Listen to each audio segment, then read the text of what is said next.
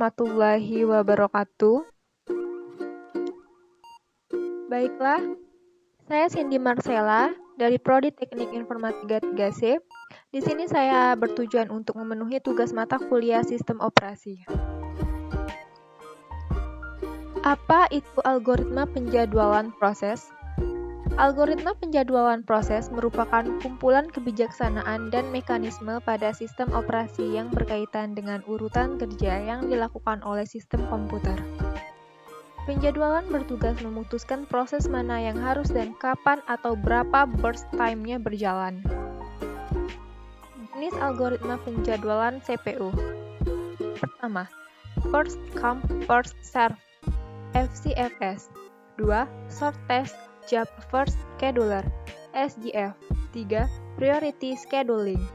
4. Round Robin. Pertama, saya akan menjelaskan tentang First Come First Serve. FCFS merupakan algoritma penjadwalan paling sederhana yang digunakan oleh CPU. Dengan menggunakan algoritma ini, setiap proses yang berada pada status ready dimasukkan ke dalam FIFO queue atau antrian dengan prinsip first in, first out.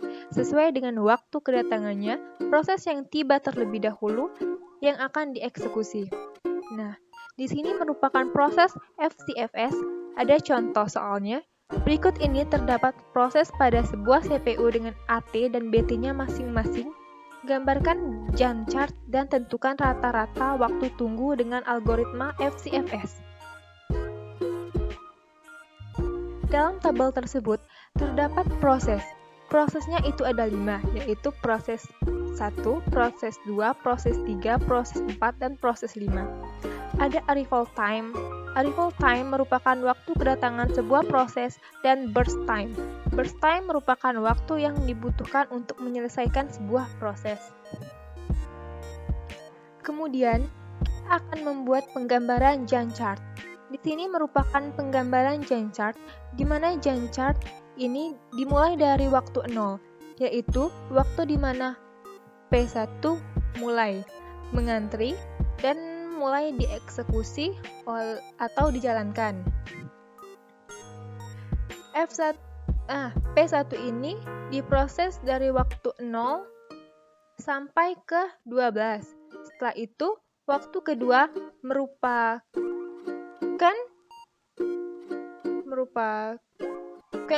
di mana P2 mulai mengantri, sedangkan P3 mulai mengantri pada waktu ketiga, dan P4 mulai mengantri pada waktu kelima, sedangkan P5 mengantri pada waktu ke-9. Nah, pada waktu 0 sampai waktu ke-12 ini, proses P1 berlangsung. Setelah prosesnya berlangsung, pada waktu ke-12 ini, P1 telah selesai. Setelah itu, P2 mulai dieksekusi atau dijalankan. Kenapa P2 yang dijalankan terlebih dahulu dibandingkan P3, P4, dan P5? Karena P2 lebih dahulu mengantri dibandingkan P3, P4, P5. Setelah itu, P2 diproses dari 12 sampai ke 20 karena burst time-nya itu 8. Setelah P2 telah selesai, P3 dijalankan pada waktu ke-20. Sampai waktu ke-25, setelah itu P4 diproses dari waktu 25 sampai ke 27. Setelah P4 selesai, P5 akan dijalankan dari waktu 27 sampai waktu ke-28. Setelah itu, kita akan mencari rata-rata waktu tunggu atau AWT. AWT ini didapat dari jumlah waktu tunggu dibagi dengan banyaknya proses. Di sini waktu tunggunya adalah 65 dan banyaknya proses 5. Jadi 65 dibagi 5, hasilnya adalah 13 satuan waktu. Selanjutnya, Short Job First (SJF) non-primitive. Pada penjadwalan SJF non-primitive ini, proses yang burst time paling kecil atau pendek akan dilayani terlebih dahulu. Pada saat proses selesai, proses dengan waktu terpendek berikutnya akan dijadwalkan dan akan berterusan seperti itu. contoh soal, saya akan gambarkan Gantt chart dan tentukan rata-rata waktu tunggu AWT, proses dengan algoritma SGF non-preemptive. Gantt chart dimulai dari waktu 0. Waktu 0 ini terdapat P1 dengan burst time-nya 12 yang mulai mengantri dan mulai dieksekusi. Kemudian, waktu kedua terdapat P2, burst time-nya 8 yang mulai mengantri. Waktu ketiga P3, BT-nya 5. Kemudian P4, waktu ke-9, burst time-nya 2. Dan setelah itu P5, waktu ke-12, burst time-nya 1. Karena pada SGF non-preemptive ini, F1 tidak ada yang mendahului. Maka, setelah selesai proses dari P1, proses akan langsung dimasukkan ke antrian 12.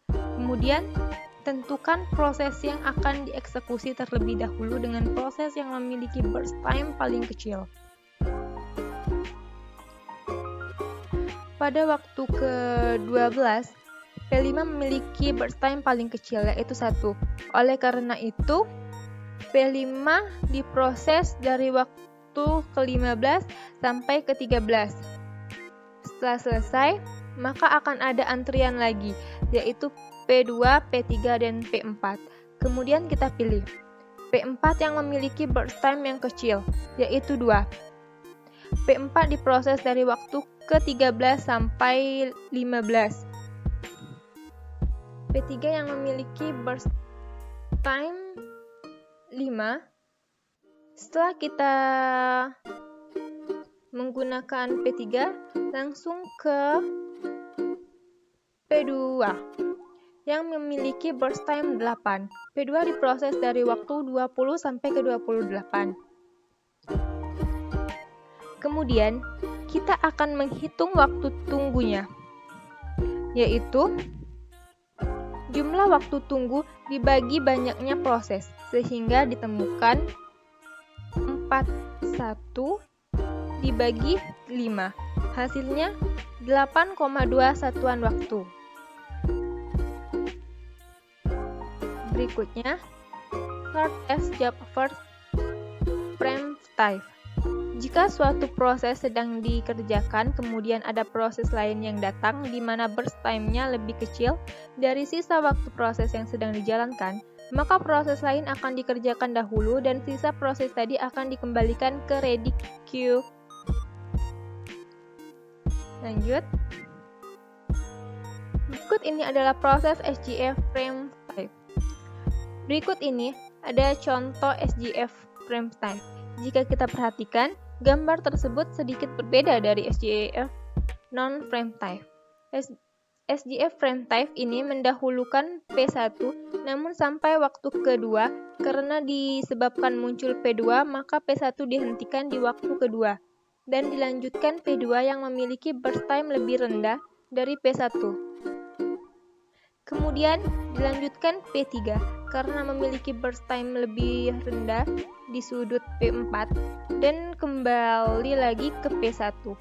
Walaupun algoritma ini disebut algoritma yang cukup optimal, algoritma ini masih memiliki kekurangan, yaitu yang pertama, susah memprediksi burst time, proses yang akan dieksekusi selanjutnya.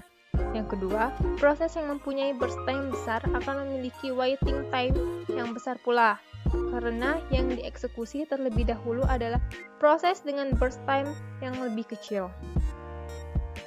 Baiklah, sampai di sini dulu presentasi saya. Terima kasih. Wassalamualaikum warahmatullahi wabarakatuh.